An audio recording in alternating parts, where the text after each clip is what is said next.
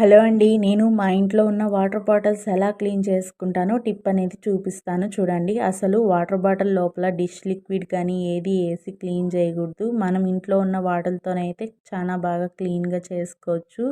మనకి వీలున్నప్పుడు weekly once అలాగా క్లీన్ చేసుకున్నారంటే నీట్‌గా ఉంటుంది. వాటర్ బాటిల్ స్మెల్ అనేది ఏది రాకుండా మనం స్కూల్‌కెళ్ళే పిల్లలకి కూడా ఇచ్చి పంపిస్తాం కదా! చిన్న పిల్లలకి ఇలాంటి వాటర్ బాటిల్ స్మెల్ అనేది ఎక్కువ వస్తూ ఉంటుంది.